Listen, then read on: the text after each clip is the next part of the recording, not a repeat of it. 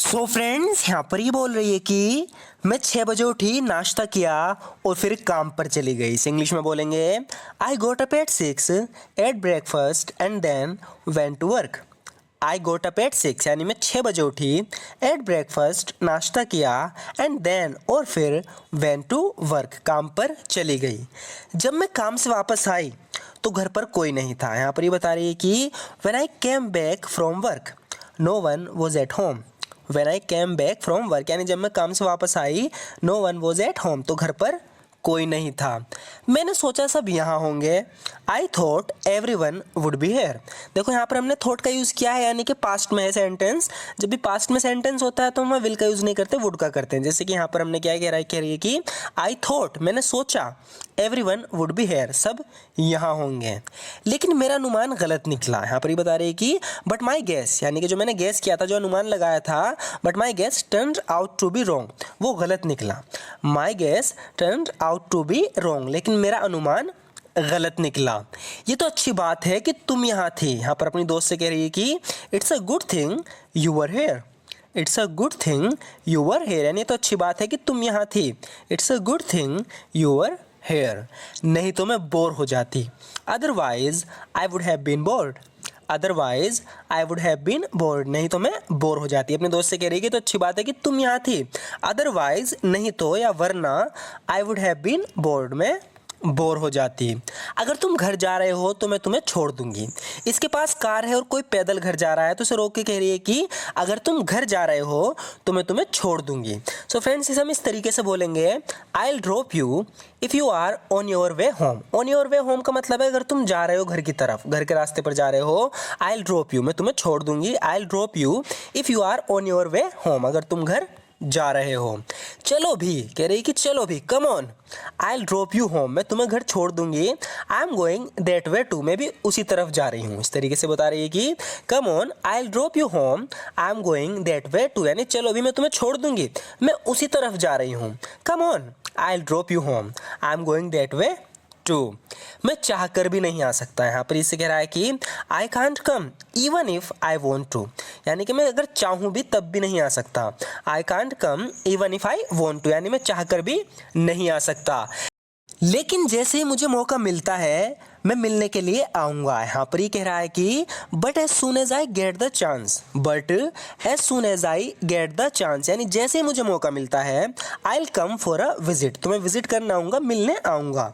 But as soon as I get the chance I will come for a visit लेकिन जैसे मुझे मौका मिलता है मिलने आऊँगा।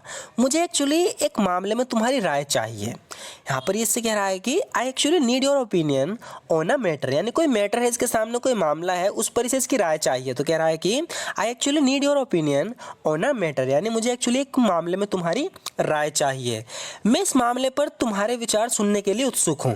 ये कहना चाह रहा है कि मैं देखना चाहता हूँ कि तुम्हारे इस मामले पर क्या कहना है, तो यानी कि उत्सुक है जानने के लिए। तो इसके लिए हम इंग्लिश में बोलेंगे I am looking forward to. जब भी हम I am looking forward to कहते हैं तो उसके बाद जो भी वर्ब आएगी उसमें आईएनजी जरूर आएगी, ये इसका रूल है। कह रहा है कि I am looking forward to hearing your thought on this matter. I am looking forward to hearing your thoughts on this matter यानी मैं इस मामले में तुम्हारे विचार सुनने के लिए उत्सुक हूँ। I am looking forward to hearing your thoughts on this matter. Next देखते हैं फ्रेंड्स, यहाँ पर ये बोल रही है कि टॉम से कहना आज दोपहर को मैं उसके घर आऊँगी। इसे थोड़ा ध्यान से देखना। यहाँ पर ये टॉम के घर जाना चाह रही है, उससे मिलने। तो टॉम का एक दोस्त से मिला रास्ते में, तो उससे कह रही है कि टॉम से कहना आज दोपहर को मैं उसके घर आऊँगी। तो किसी के घर थोड़ी देर के लिए, किसी की जगह पर किसी के घर थोड़ी देर के लिए मिलने जाना है ना, तो उसके लिए हम एक फ्रेजल वर्ब का यूज़ करते हैं ड्रॉप बाय का। तो यहाँ पर ये कह रही है कि टेल टॉम यानी टॉम से कहना I will drop by his house this afternoon. Tell Tom I will drop by his house this afternoon यानी टॉम से कहना आज दोपहर को मैं उसके घर आऊँगी मिलने के लिए। मैं कल पूरे दिन घर पर ही रहूँगा, इसीलिए किसी भी टाइम मिलने आ जाना। यहाँ पर ये कह रहा है कि I will be home all day tomorrow यानी मैं कल पूरे दिन घर पर रहूँगा। I will be home all day tomorrow so drop by any time. Drop by any time यानी किसी भी समय मिलने आ जाना, यानी थोड़ी देर के लिए अगर तुम आओगी तो आ जाना। I will be home all day tomorrow so drop by any time मैं कल पूरे दिन घर पर रहूँगा इसलिए किसी भी टाइम आ जाना। यहाँ पर ये किससे कह रहा है कि तुम तो कभी मिलने भी नहीं आते, तो इसके लिए भी हम ड्रॉप बाय का यूज़ करेंगे। You never even drop by. You never even drop by, यानी तुम तो कभी मिलने भी नहीं आते हैं। मैं अब इस शोर को बर्दाश्त नहीं कर सकती, इसे इंग्लिश में बोलेंगे हम आई can't put up with this noise now. Put up का यहाँ मतलब है बर्दाश्त है, पुट अप विद, है ना। तो यहाँ पर ये कह रही है कि I can't put up with this noise now, यानी मैं अब इस शोर को बर्दाश्त नहीं कर सकती। I can't put up with this noise now. वे बहुत शोर कर रहे हैं, मैं ध्यान नहीं लगा सकती। तो यहाँ पर ये किसी प्रोजेक्ट पर काम कर रही है, उसे ख़त्म नहीं कर पा रही शोर की वजह से, तो बता रही है कि they are making too much noise, वे बहुत शोर कर रहे हैं, मैं ध्यान नहीं लगा सकती। आई कांट कॉन्सेंट्रेट, यानी मैं कॉन्सेंट्रेट नहीं कर पा रही हूँ, ध्यान नहीं लगा पा रही हूँ।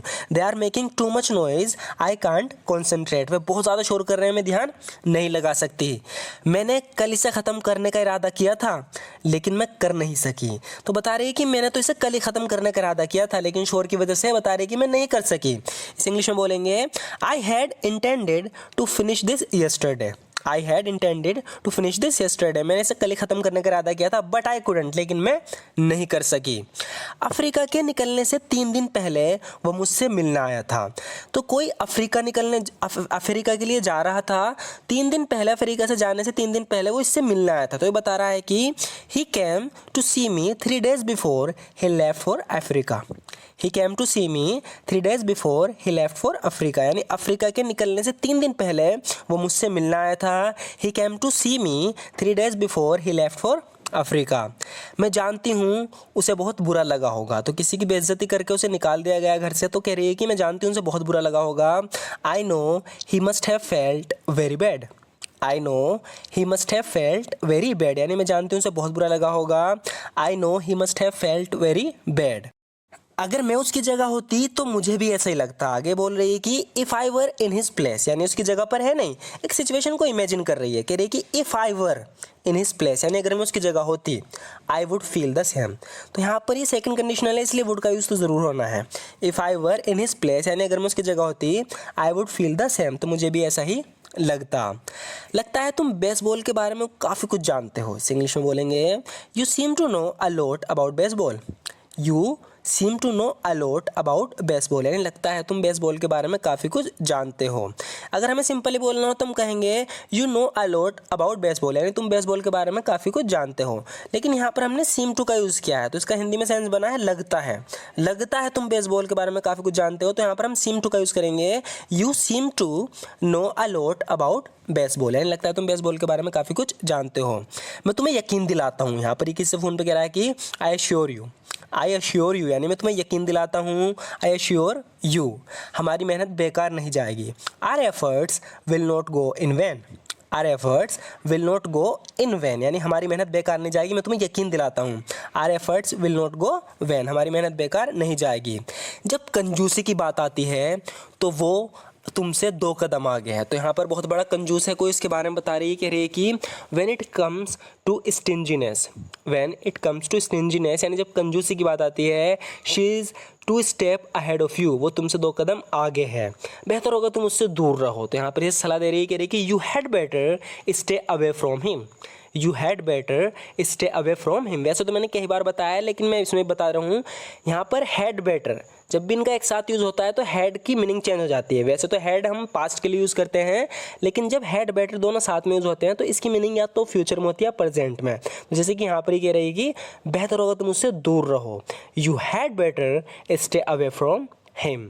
सो फ्रेंड्स, आज की वीडियो में बस इतना ही। अगर आपको ये वीडियो अच्छी लगी, और मैं आपको ये बता दूं, इस वीडियो में जो लास्ट के कुछ 4 से 5 सेंटेंसेस थे वो हमने अपनी पुरानी वीडियो से रिपीट किए हैं, ताकि प्रैक्टिस भी हाथों हाथ होती रहे।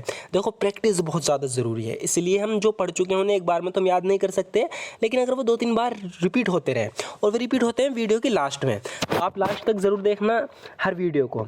सो अगर आपको ये तरीका पसंद है, अगर आप भी इसी तरीके से प्रैक्टिस करना चाहते हो, तो हमारे चैनल को ज़रूर सब्सक्राइब कर लेना, वीडियो अच्छी लगे तो लाइक ज़रूर कर देना। And thank you so much for watching this video, friends.